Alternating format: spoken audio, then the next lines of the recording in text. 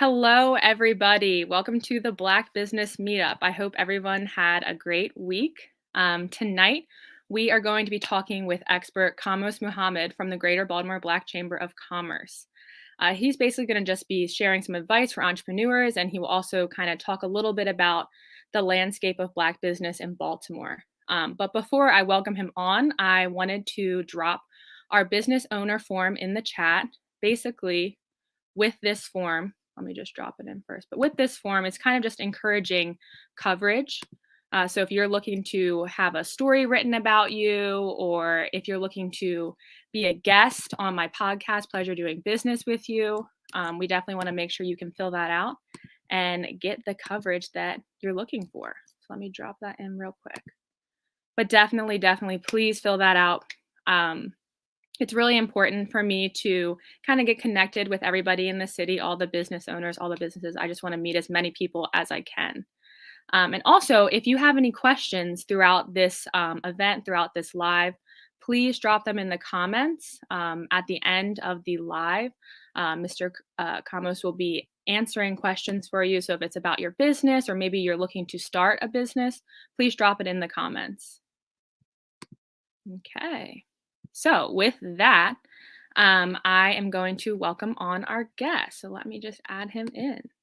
Hello, how are you? How are you? Fantastic, I am. I'm doing well. It's Friday. That's always exciting that we're going to start the weekend soon. But first, before we get started with some of the questions that I had prepared for you, could you just kind of introduce yourselves to those who are tuning in? Tell us what you do at Greater Baltimore Chamber of Commerce, what you do outside of that. Sure. So my name is Kamose Muhammad. I am the chairman of the Business Development Committee for the Greater Baltimore Black Chamber of Commerce. And so what the Business Development Committee does in general is to try to broaden the prospects, opportunities, and streamline processes, if you will, to advance the cause of Black business interests in the city of Baltimore specifically. I myself have been a consummate entrepreneur for over 30 years. I've been in several different industries: real estate, construction, finance, retail, and now manufacturing with our company, Freedom Paper Company. And also we'll be starting a new consulting firm probably just around the end of the year, beginning of the year, Tassetti Business Professional Services. Wow. It sounds like you wear multiple hats. You have a lot of things going on, and it seems like you're doing a lot of important work for the community. Now that we know a little bit about you, let's get into some of the questions that I have prepared. So first, for people that are tuning in that maybe they're considering starting their own business or they have an idea, how do you think somebody should prepare to kind of jump into entrepreneurship? What things should they check off the list? Well, there are a lot of driving forces today in business. There always have been, but the first thing I would suggest is really ingrain oneself in terms of direction that anyone wants to go in. Prepare yourself mentally and spiritually for the journey of business. Business is one of the toughest realities one might face. I tell people in a sales training seminar, business seminar that we do sometimes, we say there are like three things in life that are very challenging and very rewarding. We ask people what they are. So some people guess the first two, which are like getting married, right? Having a family, and then of course being in business. So being in business, can be if you're a sole proprietor per se, certainly then you're sort of on your own out there trying to make it happen. But even if you have partners or others who work with you, then sometimes business is the relationship without love. so so Yeah. there are a lot of things like that one must prepare for. Other than that, really, finance becomes a major thing that one must consider. Why one is really going into business, the reasons behind it, because again, those driving forces when you're going through the tough, the difficult challenges, Mhm. what you have to look back and tell yourself, why are you doing this? You'll question yourself, why did I go this direction? What made me go into such a thing?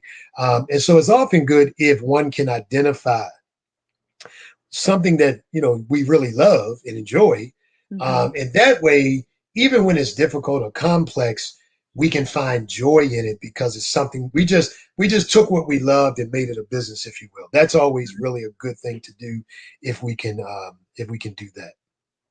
And thank you for sharing those tips. I mean, I think that I was actually just speaking with someone this afternoon, a business owner, and she has like a beauty brand, and she was saying that like her favorite part about entrepreneurship so far has been like being able to discover what she loves and who she is because like she feels like her business has really become a reflection of herself, like putting everything about herself into her business. But thank you for sharing those tips. And so kind of when someone's starting out like an entrepreneur, what are some of the common mistakes that are made that people should kind of be wary of and maybe don't want to make? Well, that kind of depends on where one starts. So Mhm. some people start businesses without, let's say, any prerequisite experience in some cases. So someone, comes right out of college or comes right out of school. They decide they have the entrepreneurial drive and they go into a business. They may not know the particular industry as well as, let's say, someone who has worked in the industry a number of years. Mhm. So some of that is going to be dependent upon where we find ourselves in terms of where we start. One of the big mistakes can be not knowing the industry enough.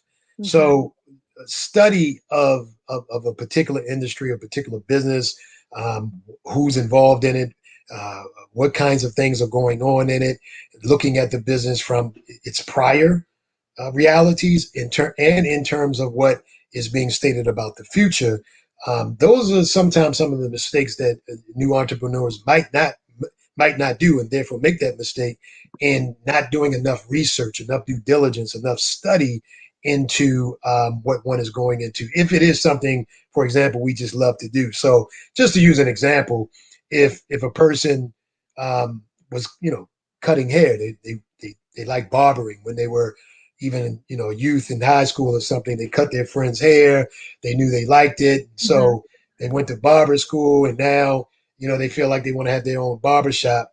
But it would be good to even study those kinds of things in terms of what's going on in that field and in Mhm. that industry so that you can align yourself and be prepared for the changes and the things that will come about. Okay. So study, not enough study Yeah. would be one of the biggest mistakes. You gotta study, you gotta get your research done. I just wanna remind everybody again, please fill out, the form in the chat if you're looking for coverage. I just want to, get acquainted with as many business owners as I can. And on to, like, the next question, I feel like there is a lot of discussion, I mean, and in just historically about Black businesses having issues getting access to capital or funding, when they're trying to either start a business or expand their businesses. Can you kinda, like, talk a little bit about that and maybe offer some advice on if you went to your bank and they declined you, like, what are some other ways that they could raise funding or some other tips? So there are a lot of different, let's say, nuanced ways to raise funds. And I think in this regard, I'm a little bit non-traditional. Mhm. It maybe. So I say maybe because historically, um, people of African descent in this country, we have always been sort of had to go against the grain of things to be successful, and yet we've still been successful. And so during the era of segregation, for example, we were able to build institutions, build townships, build cities, build great wealth because we were able to work together. So I think one of the big things that our community needs to do Mhm. is learn the legacies of the past and regain them again in terms of building our own infrastructure, if you will. Things like redlining with banks, predatory lending, things like this have been going on forever. And they're still going on today, although certainly there's more interest in it, and therefore a lot of banks and other institutions now are putting, let's say, their best foot forward to some degree or another. But the difficulties still remain. Hmm. So um, a lot of communities do a number of things. So I'm going to mention something here that's done, uh, maybe not so much here with our people here in the U.S., but in particular in various communities throughout the world where resources are pooled, right? Hmm. So oftentimes in business people, they will pool their resources and share those resources with each other, and those resources then turn over and then give people opportunities. So this is a intercommunal working system that is able to raise money. There are also a number of various programs. I would not necessarily recommend some of these unless you really have to, Hmm. or you have no choice, or you can get out of it quickly. So, what happened after the Great Recession Hmm. was there were a lot of hedge funds that accumulated a lot of money from stock markets and etc. And then they begin to build a marketable product, which were called merchant loans. Okay. And these merchant loans oftentimes will enable you to get funds even if your credit is not good, or if you haven't been in business that long. They're oftentimes based on the revenue that your business drives. But the challenge with these things are they could be extremely high in terms of the cost of the actual loan. Again, I'm just mentioning this because it's an alternative. Hmm. But I remember myself, you know, and again, I've been in business for 30 years. I've done a lot of things, but I had a mentor once who was a millionaire. And one day I called this particular mentor up and I was describing to him what I was feeling and what I was going through. And Hmm. he kind of laughed and he said, "Yeah, you were looking up at the ceiling and in the middle of the night and wondering what were you going to do." Hmm. So, um, long story short to that is I asked him about one of these kind of loans, and his answer was, "You're in business. And if you intend on being in business and you intend on winning, then sometimes you have to do things that are not the most comfortable thing, but Hmm. you do it with intelligence, right? Understanding what you're doing and having an exit strategy." So Hmm. there are those kind of loans that are out there today, a number of them actually, that are what they call alternative bank financing. That Hmm. can be, and if you have good credit, there's some of these that persons can go and get where the percentage rates might be a little higher than a bank, but they'll be decent enough to live with, and you can get these resources when you need them. Gotcha. And I feel like we're going back and forth with if we're out of this pandemic and things like that. Sometimes it feels like, oh, like the end is near, and sometimes I think it feels like it's gonna go on forever. But can you talk a little bit about the effect of the pandemic on Black businesses across the country, but also specifically kind of in the Baltimore, Maryland area? Yeah, well, I think that the pandemic itself is going to be with us for quite some time in one way, shape, form, or fashion. I do think it's something we have to get used to in dealing with certain aspects of that reality in terms of how we do business. I think by and large, and statistically speaking, Black businesses were heavily impacted by the COVID-19 situation. Um, and in fact, a lot of Black businesses, those we might consider to be doing fairly well, the large majority, I think, statistically, are contracted with public money, so government, city, whether it be city, state, or federal. And so when these government entities started shutting down, it really hurt a lot of our businesses in terms of their ability to make revenue. Mhm. And one of the things that we are not as Black businesses so involved with, nearly to the level that we should be, I believe, is the general market. So, and what I mean by that is the simple sale of goods and services, or products, to the wide market of people that might buy them. One of the things that has been said over really decades is kind of gotten us where we are today in terms of the internet reality, right? So I would say, at least for 10 years, people have said and talked about the necessity of being at least visible on the internet if you are in business. What COVID did was shine a bright light on that reality, because a lot of people now directed their energies onto the internet. And so if you had an internet presence, you probably were able to maneuver a bit more than if you Mhm. only had brick and mortar, or you were only doing, face to face kind of business relationships or business activity. Here in Baltimore, um, with a population that is roughly 68% Black, and Black businesses being a large part of that, although we're not the major businesses in terms of size or the economic capacity of these businesses, again, um, took a great hit.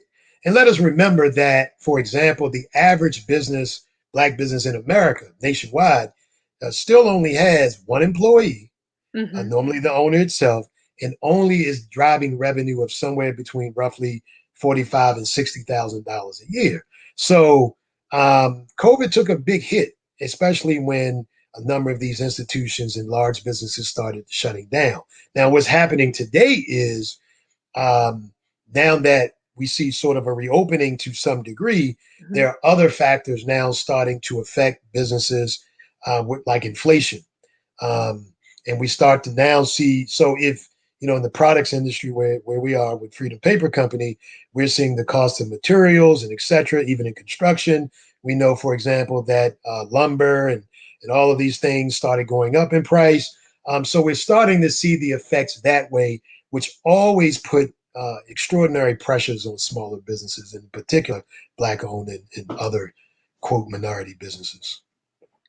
And, kind of going back to what you said with the, like, e-commerce operations, obviously, there was, a light was kind of shown on how important it is to have that as a part of your business. Is there any other, like, kind of general advice you could offer to for somebody that is still kinda recovering, that could maybe help improve their situation at the moment? Well, one of the things that we do teach in our classes is, there's a natural law, if you will, or let's say that, business can be taught from a natural law standpoint. So we do it that way. Mhm. And one of the things is, you must always promote uh, fast and furiously. So even in the best of times, we should always be promoting our business as if there's no more business coming. Yeah. so if we do that, right, and then the rule goes sort of like this: when shortages are forecast, promote fast and furiously. So we should be monitoring the production or the level or the financial health, if you will, of our businesses. And whenever we see that particular things can happen, because even in the best of times, there are things that happen to businesses, like, contracts can get lost.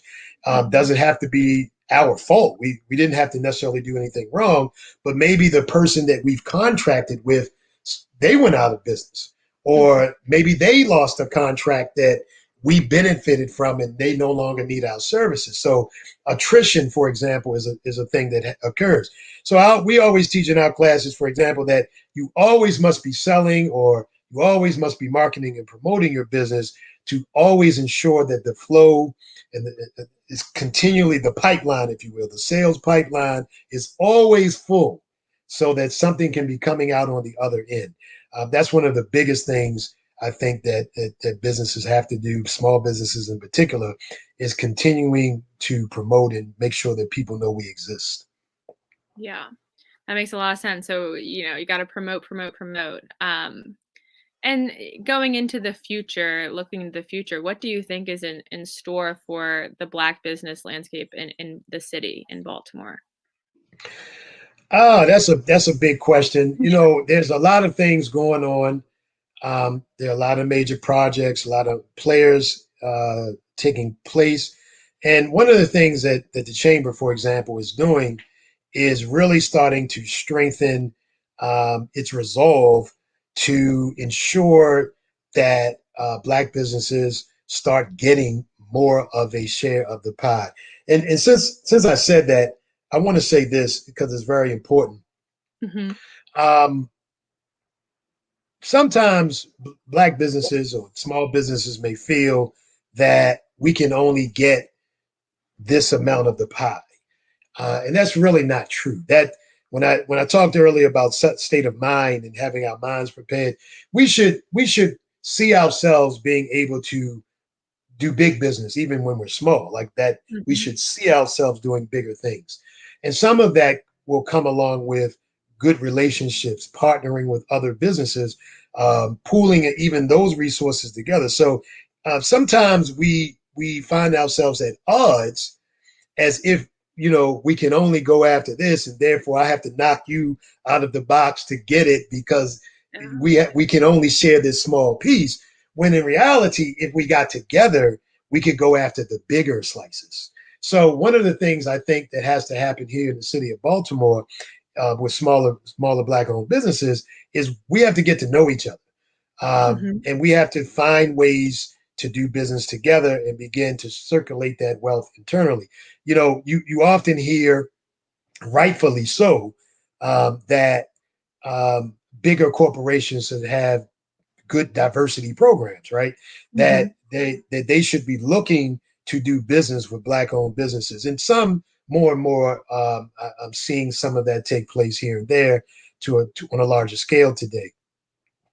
But um, the larger businesses that are Black owned, they too need to look for diverse and smaller Black owned businesses to do business with. We, whoever we might be, in terms of whatever size we might be, medium, small, or what have you, should look first to service each other. Mhm. If that itself would drive a huge amount of revenue that we're already currently missing. Um, that's we could statistically prove that to some degree. So those are some of the big things that we could do, and that will take place here in the city of Baltimore. And in effect, now this area, Baltimore and Maryland in particular, and the DMV, nationally is known as one of the greatest quote unquote minority areas to be in to do business in. Mhm. It may not seem that way sometimes, but it is actually statistically greater than some other places. So there are particular and unique opportunities here. And again, the chamber and other organizations are looking at how to further make sure that inspiring business owners um, alike begin to know about some of these things that are coming down the line. Gotcha. I also wanted to give you the opportunity to plug anything that the Greater Baltimore Black Chambers of Commerce is doing in the future, or any events, discussions, or resources. I just wanted to give you the opportunity to kind of plug some of the work that will be coming up. Well, one of the things that's taking place, and right from the Business Development Committee, is there have been some of the major entities, corporations here in the city of Baltimore that have approached the chamber as of late. In particular, in the construction field, for example, um, there's a lot of interest from a number of entities that are looking for Black-owned businesses to do business with. And I have been in talks with some of these entities as well, because construction is certainly something that you hear a lot about, right? There's often talk about subcontracting opportunities and this sort of thing, and that's good, and we're happy to see that. But there's a huge amount of talent and skill within the community, and so across industries now, one of the things that we're going to be forwardly pushing is to get our businesses to be able to get a slice of the pie in numerous industries, because there are some industries that are yet untapped in terms of our participation. You know, Mhm. our company, for example, Freedom Paper Company, we're one of the only Black-owned manufacturing paper manufacturers in the country, Wow. maybe in the region alone. So there are businesses from people who speak languages. All of these services, all of these businesses are needed. And so what we're looking to do is partner with some of the larger institutions and organizations in the city to be able to get these kind of opportunities that weren't presently or haven't been previously available to us. Now the doors are starting to open a bit more, that we're going to do. So that's one of the big programs that I personally in the business development committee is working on. It's very important work. And I just think we're gonna wrap this up soon. So I wanted to thank you so much for joining me tonight. I truly appreciate your advice, and I'm sure so do those who are tuning in. Appreciate the advice. Thank you for your time. Yes, indeed. Honor and a pleasure. And to everyone tuning in, I hope you have a great weekend. Please be sure to check out my podcast, Pleasure Doing Business with You, which is available on our Facebook and our YouTube pages. And yeah, goodbye, everybody.